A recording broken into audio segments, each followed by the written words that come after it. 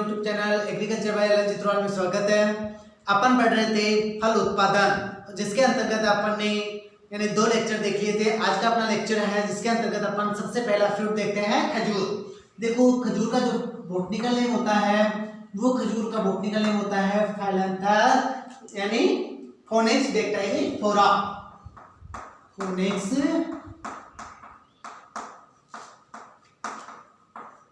डेक्टाइलोफेरा। खजूर का botanical name क्या आ गया अपने पास में? फोनिक्स डेक्टाइलोफेरा। बात करें फैमिली की तो देखो ये किस फैमिली के अंतर्गत आता है? पामी के अंतर्गत आता है। किसके अंतर्गत आता है? पामी के अंतर्गत आता है। अब यहाँ मैं इसके ओरिजिन पैलेस की बात कर रहा हूँ। ओरिजिन पैलेस यानी मैंने आपको अनार पढ़ाया था, तब आपको मैंने ओरिजिन पैलेस बताया था। बहुत अच्छी तरीके से दोनों का ओरिजिन पैलेस बता दिया था। एक का ओरिजिन पैलेस होता है ईरान और एक का होता है इराक। एक का होता है ईरान और एक का होता है इराक। जो ईरान था वो अपने किसके अंतर्गत था? अनार के अंतर्गत था। और इराक है, ये इराक किसके अंतर्गत आ जाता है? अपने खजूर के अंतर्गत आ जाता है। फिर बात करते हैं, यानी देखो एक प्रोजेक्ट चलाया गया और यानी जो आपके समन्वित खजूर अनुसंधान संस्थान है, यानी सेंट्रल जो लेवल का केंद्रीय समन्वित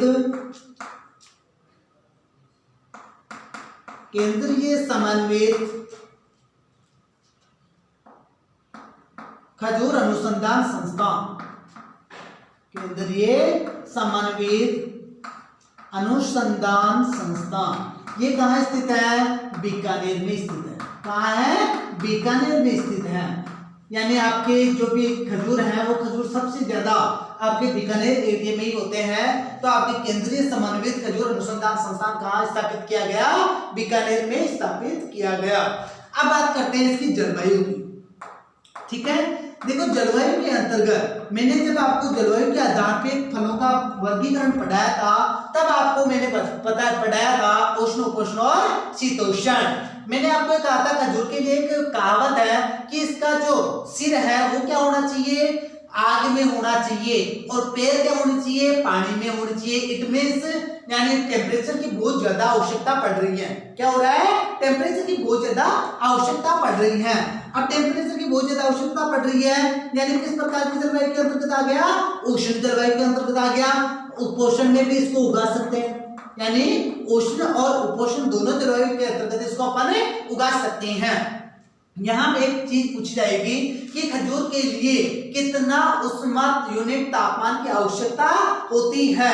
तो देखो जो खजूर है उस खजूर के लिए लगभग 3300 से 4200 यूनिट 3300 से 4200 यूनिट उष्मा की आवश्यकता होती है। जब ये पकता है उस पकते समय 3300 से 4200 यूनिट उष्मा की आवश्यकता होती है। ठीक है, अब बात करते हैं ये मोनोसियस है या डायोसियस है। तो देखो जब मैंने आपको पपीता पढ़ाया था तब क्या बताया था कि आपके जो खजूर है, ये खजूर और जो पपीता है ये दोनों किस प्रकार के प्लांट है? डायोसियस प्लांट है। डायोसियस का मतलब एक लिंगी। एक लिंगी क्या है? यानी दोनों जो नर और मादा है तो अलग अलग प्लांटों के ऊपर स्थित है, जिसको अपन ने क्या कह दिया? डायोसियस कह दिया। डायोसियस होगा, नर और मादा की आवश्यकता होगी अनुपात के रूप में। तो यहाँ क्वेश्चन को पूछा जाता है कि खजूर में नर और मादा का अनुपात रखा जाता है, तो खजूर में भी 1:10 रखा जाता है। यानी आपके जो पपीता और खजूर दोनों है उसमें नर और मादा का अनुपात कितना रखा जाता है?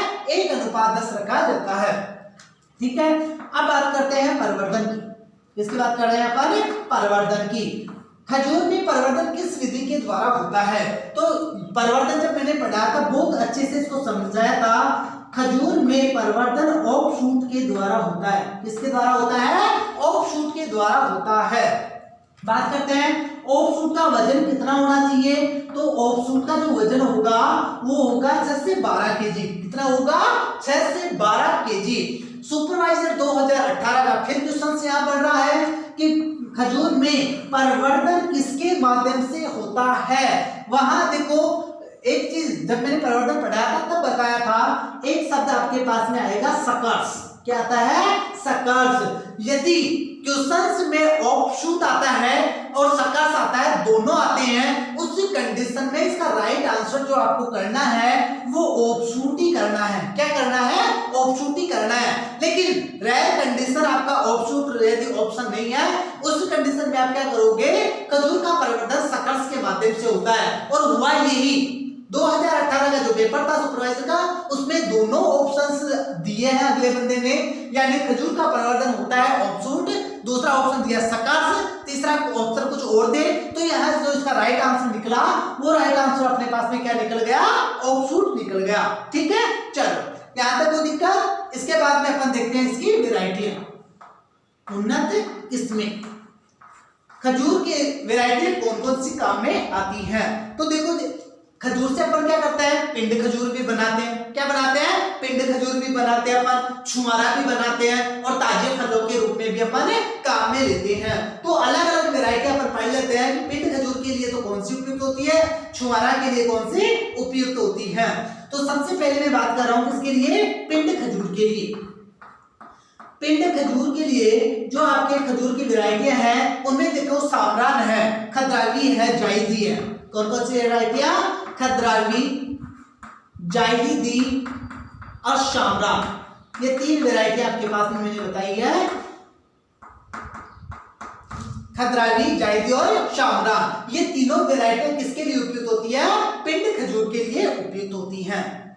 फिर इसके बाद में बात करें अपन छुआरे के रूप में, क्योंकि अपन क्या करते हैं? खजूर का प्रयोग छुआरे के रूप में भी करते हैं। तो छुआरे के रूप में अपने जो मेडजूल और खद्रावी हैं, कौन सी वैरायटियां? जो मेडजूल और खद्रावी वैरायटी है, इन दोनों वैरायटियों का क्या होता है? सबसे ज्यादा यूज होता है। ओके, बात करते हैं ताजे फलों के रूप में, यानी खजूर की ताजे फलों के रूप में कौन कौन सी वैरायटी का प्रयोग अपन कर सकते हैं? ताजे फलों के रूप में, और ताजे फलों के रूप में एक तो देखो वैरायटी आपको याद रखनी है बरही। कौन सी वैरायटी याद रखनी है? बरही, यानी जो बरही वैरायटी है इसका यूज ताजे फलों के रूप में होता है। और एक इंपोर्टेंट वैरायटी जिसका नाम है हल्लावी, जिसका नाम क्या है? हल्लावी। ये हल्लावी राजस्थान के लिए उपयुक्त वैरायटी है। यदि क्वेश्चन आपको पूछा जाता है कि राजस्थान के लिए खजूर की उपयुक्त वैरायटी कौन सी है, तो आपको आंसर देना है हल्लावी। ठीक है, चलो इसके बाद आते हैं खजूर को तोड़ने की अवस्थाएं। खजूर को तोड़ने की अवस्थाएं, यानी किन किन अवस्थाओं में इसको तोड़ा जा सकता है?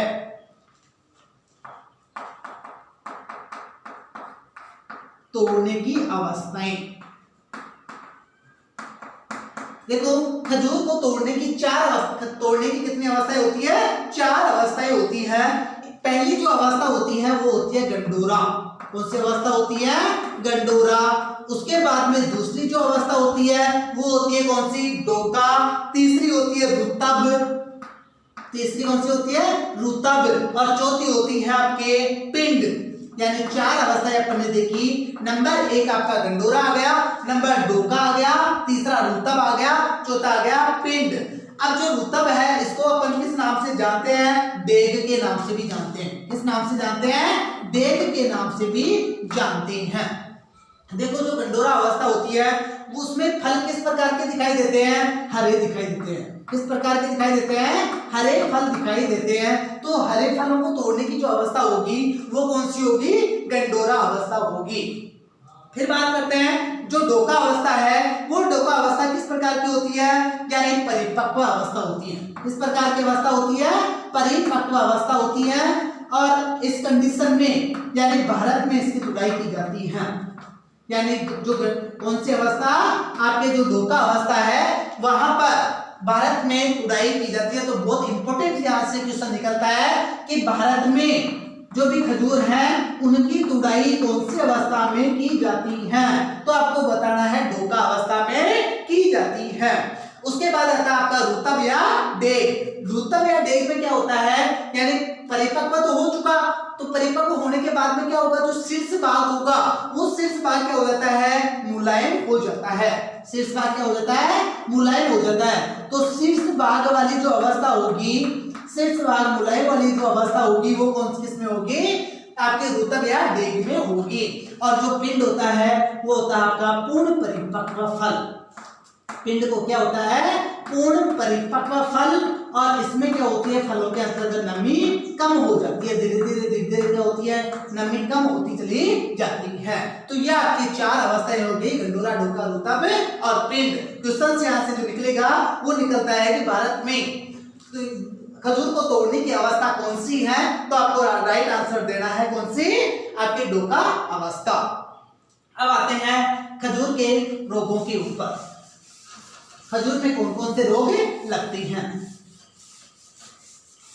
देखो, खजूर में एक तो होता है आपका मिथ्याकंड। कौन सा रोग होता है? मिथ्याकंड। पहला जो रोग लग रहा है वो पहला रोग कौन सा लग रहा है? मिथ्याकंड लग रहा है। अब ये जो मिथ्याकंड है, ये मिथ्याकंड ग्राफियोला फोनिक्स के द्वारा होता है। किसके द्वारा होता है? ग्राफियोला फोनिक्स नामक कवक के द्वारा होता है। ठीक है, यानी ग्राफियोला जो फोनिक्स है उसके द्वारा आपका कौन सा रोग होता है? मिथ्याकंड होता है। आगे समझ में चलो। इसके बाद में दूसरा जो रोग लगता है वो लगता है आपका पुष्पक्रम विगलन रोग। कौन सा होता है? पुष्पक्रम विगलन रोग होता है। जो पुष्पक्रम विगलन का मतलब सड़ना, यानी जो पुष्पक्रम होगा वो पुष्पक्रम क्या हो जाता है? सड़ जाता है। वो क्या कहलाता है? आपका पुष्पक्रम विगलन रोग कहलाता है। ठीक है, इसके बाद में बात करते हैं अपन इसके अंतर्गत कीटों की। क्या आपके खजूर में कौन कौन से कीट लगते हैं? खजूर के अंतर्गत देखो, एक तो दीमक का प्रकोप होता है। किसका प्रकोप होता है? दीमक का प्रकोप होता है। दूसरा लगता है ताड़ का गुण। दूसरा कीट कौन सा होता है? ताड़ का गुण। ताड़ का मतलब खजूर। ताड़ किसे कहते हैं अपन? खजूर को कहते हैं। तो ताड़ का गुण। और तीसरा कीट आता है स्केल कीट। कौन सा आता है? स्केल कीट। ये आपकी क्या हो जाता है? खजूर के अंतर्गत कीट हो जाते हैं। खजूर के बाद में अपन देखते हैं नेक्स्ट फ्रूट्स के रूप में आंवला। खजूर के बाद में अपने नेक्स्ट क्या देखते हैं अपन? आंवला देख लेते हैं।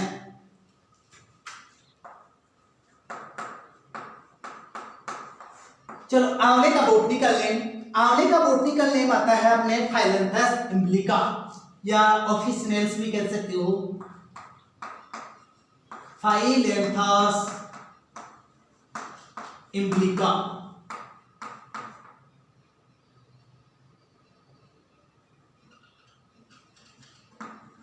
फाइलेंथस इम्ब्लिका या इम्ब्लिका, जो भी आपका है। फाइलेंथस इम्ब्लिका इसका बॉटनिकल नेम हो गया। फिर बात करते हैं इस फैमिली की। तो देखो, जो आंवला है वो यूफोरबिएसी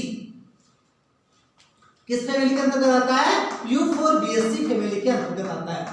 यानी आंवले की फैमिली रहती है यूफोरबिएसी, और इसका ओरिजिन प्लेस है भारत। यानी आंवले का जो ओरिजिन प्लेस होगा वो भारत होगा। इसकी फैमिली होगी यूफोरबिएसी, और बॉटनिकल नेम जो होगा वो होगा फाइलेंथस इम्ब्लिका। इसको किस उपनाम से जाना जाता है? तो देखो, जो आपका आंवला होता है इसको इंडियन गुजबेरी के नाम से अपन जानते हैं। किस नाम से जानते हैं? इंडियन गुजबेरी के नाम से अपन इसको जानते हैं। विटामिन सी पाया जाता है। विटामिन सी पाया जाता है। ये चीज वैसे विटामिन के अंतर्गत में पढ़ा चुका। आपको यदि क्वेश्चन ये पूछा जाता है कि सबसे ज्यादा विटामिन सी किसमें पाया जाता है, राइट आंसर देना है बारबाडेंस चेरी में। किसमें पाया जाता है? बारबाडेंस चेरी में। लेकिन बारबाडेंस चेरी के बाद में दूसरे नंबर पे विटामिन सी सबसे ज्यादा पाया जाएगा। वो किसमें पाया जाएगा? आंवले में पाया जाएगा। ठीक है, अब बात करते हैं इसमें, यानी जो कसेलापन होता है वो कसेलापन किसके कारण होता है? देखते हैं अपन, जब आंवला खाते हैं तो उसमें थोड़ा सा कसेलापन होता है। वो कसेलापन किसके कारण से होता है? तो इसमें टेनिन पाया जाता है। क्या पाया जाता है? टेनिन पाया जाता है। उस टेनिन के कारण क्या होता है? आंवले में कसेलापन पाया जाएगा। बात करता हूं मैं नेक्स्ट, यानी एक त्रिफला जो फल होता है, त्रिफला जो चूर्ण होता है वो किससे तैयार किया जाता है? त्रिफला मतलब तीन फल। त्रिफला का मतलब क्या होता है? तीन फल। और त्रिफला जो होता है वो एक तो अपने होता है हरड़। क्या आता है? हरड़। दूसरा आता है बरड़, और तीसरा आता है आंवला। यानी जो हरड़ होगा, बरड़ होगा और आंवला होगा, उससे निर्मित जो पदार्थ होगा वो क्या होगा? त्रिफला।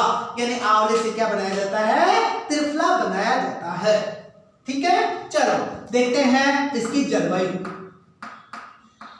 वैसे जलवायु मैं आपको बार बार कह रहा हूं, सिंपल याद रखना, राजस्थान में जितने भी पौधे उगाए जाएंगे, फल वृक्ष उगाए जाएंगे, एक तो छोड़ दो आप आम, दूसरा छोड़ दो पपीता, तीसरा छोड़ दो केला, इसके अलावा जितने फल होंगे वो उपोष्ण जलवायु के अंतर्गत उगाए जाएंगे, क्योंकि राजस्थान की जलवायु कैसी है? उपोष्ण जलवायु है। तो यहाँ बता दीजिए, यानी आपका जो आंवला होगा उसके लिए जलवायु किस प्रकार की हो गई? उपोष्ण जलवायु हो गई। ठीक है, अब बात करता हूं मैं नेक्स्ट प्रवर्धन की, यानी प्रोपोगेशन होगा आंवले में। वो प्रोपोगेशन किस विधि के द्वारा होगा? तो बडिंग विधि के द्वारा होगा। किसके द्वारा होगा? बडिंग विधि के द्वारा होगा, कलिकाइन विधि के द्वारा होगा। और कलिकाइन में भी यानी कौन कौन सी विधियां काम में ली जाती है? एक तो आपके पेच बडिंग काम में ली जाती है। कौन सी काम में लेते हैं? पेच बडिंग काम में लेते हैं। और दूसरी आपके टी बडिंग काम में लेते हैं, जिसको अपन सिल्ड बडिंग के नाम से जानते हैं। लेकिन जो पेच बडिंग है वो मोस्ट इंपोर्टेंट, इसका राइट आंसर होगा। आगे देखते हैं इसकी उपयुक्त किस्में, यानी कौन कौन सी किस्में आपके आंवले के अंतर्गत आती हैं। आंवले के अंतर्गत सबसे पहली जो वैरायटी बता रहा हूं उसका नाम है आपके हाथी झूल। पहली वैरायटी कौन सी आती है? हाथी झूल। हाथी झूल जो वैरायटी है इसका दूसरा नाम होगा वो होगा फ्रांसिस। हाथी झूल का दूसरा नाम क्या है? फ्रांसिस। अब इस जो हाथी झूल है, इस हाथी झूल में एक समस्या पाई जाती है, और वो समस्या आपकी किसकी पाई जाती है? नेक्रोसिस की पाई जाती है। यानी इसमें एक रोग होता है, उस रोग का नाम है नेक्रोसिस। जैसे आपने मैंगो में पढ़ा था ना, उत्तक से स्पॉन्जी टिश्यू, वैसे ही इसका फिजियोलॉजिकल डिसऑर्डर होता है, वो कौन सा होता है? नेक्रोसिस। नेक्रोसिस की जो समस्या होगी वो कौन सी वैरायटी में पाई जाएगी? हाथी झूल या फ्रांसिस में पाई जाएगी नेक्रोसिस की समस्या। भाई वैसे जैसे अपने मैंगो में देखा था कि उत्तक से सबसे ज्यादा किसमें पाया जाता है, तो वहां आपने पढ़ा था अल्फांजो में। वैसे ही आपके हाथी झूल या जो फ्रांसिस वैरायटी है उसमें क्या होता है? नेक्रोसिस सबसे ज्यादा पाया जाता है। उसके बाद देखिए नेक्स्ट वैरायटी जिसका नाम है चकैया। नेक्स्ट वैरायटी कौन सी आ जाती है अपने पास में? चकैया। चकैया की जो विशेषता होगी यानी इससे रहित होगी। किससे? नेक्रोसिस रहित वैरायटी। नेक्रोसिस रहित वैरायटी है वो कौन सी हो जाती है? अपने चकैया हो जाती है। फिर आते हैं नेक्स्ट बनारसी। नेक्स्ट वैरायटी अपन पढ़ रहे हैं बनारसी। और बनारसी का जो प्रयोग होता है वो किसके लिए होता है? मुरब्बे के लिए होता है। यानी अपन आंवले से क्या तैयार करते हैं? मुरब्बा तैयार करते हैं। तो मुरब्बे के लिए वैरायटी कौन सी उपयुक्त हो गई? बनारसी हो गई। इसके बाद अपन इसके और वैरायटी देखें तो देखो Na4 है, Na5 है, जिनके उपनाम कृष्णा, कंचन। कृष्णा हो गया, कंचन हो गया। तो देखो आपके पहले देख रहे हैं अपन Na4। कौन सी वैरायटी देख रहे हैं? Na4 देख रहे हैं। इस Na4 का दूसरा नाम क्या है? कंचन। Na4 का दूसरा नाम क्या है? कंचन। ऐसे ही अपन बात करें Na5, इस Na5 का दूसरा नाम है कृष्णा। Na5 का दूसरा नाम क्या है? कृष्णा।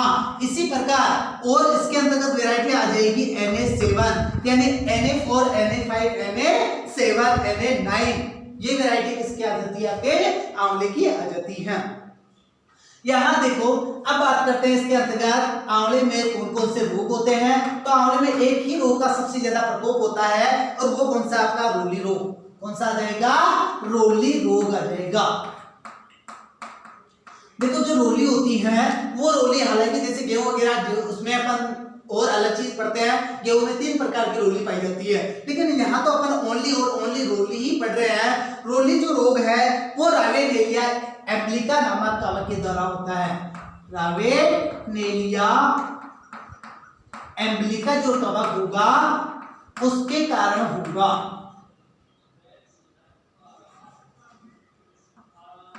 रावेनेलिया एम्ब्लिका जो कवक होगा उसके कारण कौन सा होगा? आपका रोली रोग होगा। इसी के अंतर्गत एक फिजियोलॉजिकल डिसऑर्डर पढ़ लेते हैं, और फिजियोलॉजिकल डिसऑर्डर आपका कौन सा है? नेक्रोसिस। फिजियोलॉजिकल डिसऑर्डर कौन सा है? नेक्रोसिस। जो देखो जो नेक्रोसिस है वो नेक्रोसिस किसके कारण होता है? बोरोन की कमी के कारण होता है। नेक्रोसिस किसकी कमी के कारण हो रहा है? बोरोन की कमी के कारण हो रहा है।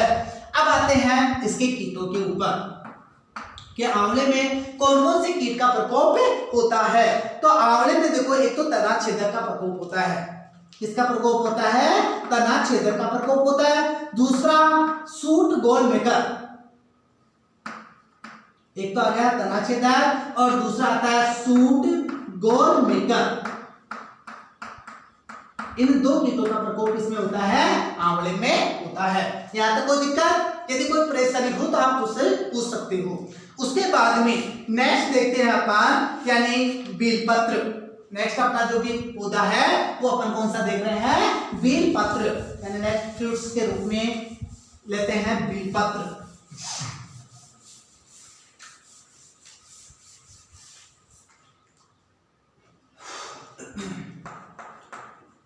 बिल्व या बेलपत्र, कुछ भी बोल दो।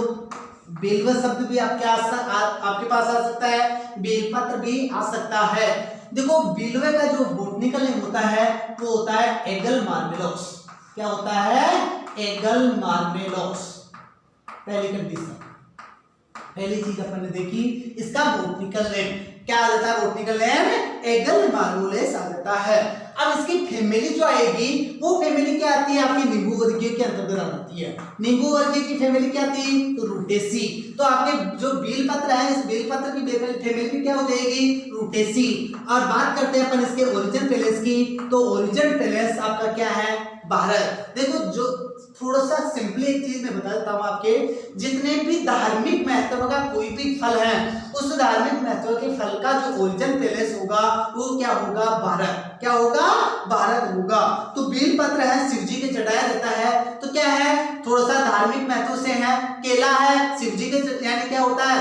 अपने कदली फल उसके रूप में यूज में लिया जाता है, सभी जैसे देव देवताओं को चढ़ाया जाता है। तो अपने क्या होता है? इसका ओरिजिन पैलेस का धार्मिक महत्व का हो गया, ओरिजिन पैलेस क्या हो जाएगा? भारत हो जाएगा। तो जो भी धार्मिक महत्व है उसको ओरिजिन पैलेस के आपको क्या याद रखना है?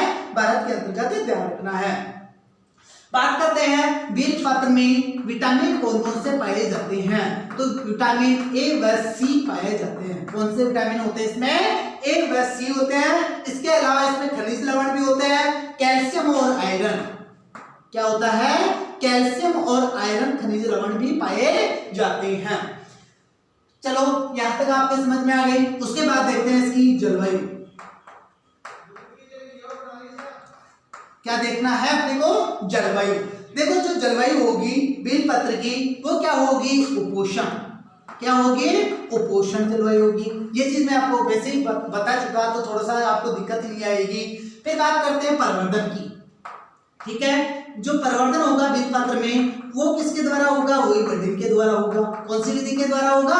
बडिंग के द्वारा होगा। और बडिंग के रूप में सबसे ज्यादा जो विधि अपनाई जाने वाली है वो कौन सी होती है? टी बडिंग होती है। कौन सी होती है? टी बडिंग होती है। अब आते हैं इसकी उन्नत किस्मों के ऊपर, वेराइटियों के रूप में। तो देखो वेराइटियां जो होगी वो वेराइटियां 3-4 वेराइटियां तो इसके नाम से ही है, तो आपको थोड़ी दिक्कत नहीं होगी। जैसे आपके नरेंद्र बेल 1 है, नरेंद्र बेल 2 है, नरेंद्र बेल 5 है, नरेंद्र बेल 7 है, नरेंद्र बेल 9 है। ऐसे आपके याद हो जाएगी। यानी नरेंद्र बेल 1, नरेंद्र बेल 1, नरेंद्र बेल 2, ठीक है। ऐसे आपको सिर्फ याद रख लेना। नरेंद्र बेल 1 है, नरेंद्र बेल 2 है, नरेंद्र बेल 5 है, 7 है, 9 है। ये 3-4 वेराइटी तो आपके ऐसे याद हो गई कि नरेंद्र बेल 1, नरेंद्र बेल 2, नरेंद्र बेल 5, नरेंद्र बेल 7, नरेंद्र बेल 9। ये वेराइटियां क्या होती है? आपके किसकी होती है? बेलपत्र की होती हैं। इसके अलावा आपको याद रखना है पंत उर्वशी। इसके अलावा आपको देखो जो वेराइटियां पूछी जा सकती है और तो उनमें पूछी जा सकती है। पहली वेराइटी आपको मैंने बता दी, कौन से? पंत उर्वशी। उसके बाद में आते हैं next variety Pant Sujata. Next variety अपन ने कौन सी देख ली, पंत सुजाता। और उसके बाद में नेक्स्ट अपन देख रहे हैं पंत शिवानी। नेक्स्ट वैरायटी अपन ने कौन सी देखी, पंत शिवानी। उसके बाद में अपन बात करते हैं यानी पंत अर्पण। कौन सी देख लेते हैं, पंत अर्पण। फिर बात करते हैं गोमायसी। गोमायसी देखो दिक्कत बिल्कुल भी नहीं आनी चाहिए। पंत उर्वशी है, पंत सुजाता है, पंत शिवानी है, पंत अर्पण है। ये आपके क्या हो गई, आपके पंत वहां से निकल गई। फिर बात आती है गोमायसी। नेक्स्ट जो वैरायटी गोमायसी आ गई।